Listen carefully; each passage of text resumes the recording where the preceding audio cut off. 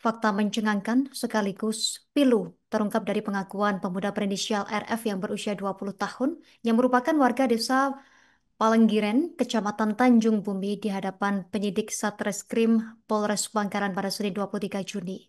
RF melakukan tindakan yang tidak terkendali dengan pemukulan yang menginjak-injak tubuh neneknya yang bernama Nima berusia 80 tahun hingga meregang nyawa di rumahnya pada Sabtu 21 Juni lalu.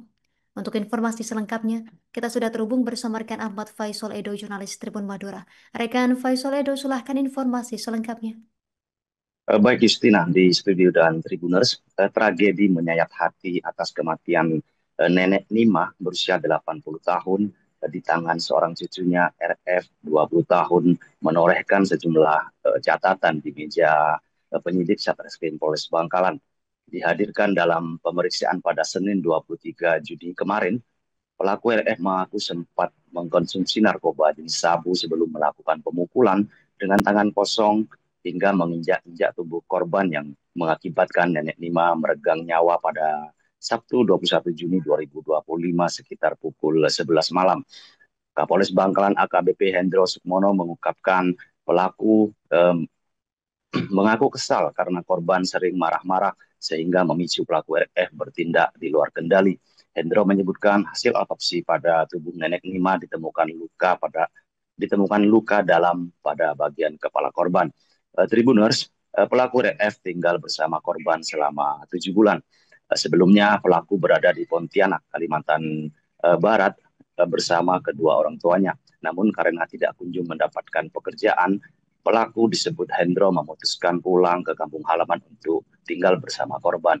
Terungkapnya peristiwa ini berawal ketika Polsek Tanjung Bumi mendapatkan laporan bahwa telah terjadi penganiayaan hingga menyebabkan seorang nenek meninggal dunia dengan kondisi bersimbah darah. Pelaku RF disebutkan Kapolsek Tanjung Bumi itu Abdul Qadir awalnya menginformasikan kepada salah seorang tetangganya bahwa Mbok Nima telah meninggal. Pelaku RF kemudian menyerahkan diri ke salah seorang tetangganya sebelum akhirnya dibawa pihak kepolisian ke Polres Bangkalan. Dari perkara tersebut, polisi menyita sejumlah barang bukti mulai dari kaos lengan pendek dan celana pendek milik tersangka serta kaos lengan panjang milik korban. Atas perbuatannya, RF dijerat pasal 340 KUHP subsidiar pasal 338 tentang pembunuhan berencana. Tersangka RF terancam kurungan pidana 20 tahun penjara atau hukuman mati.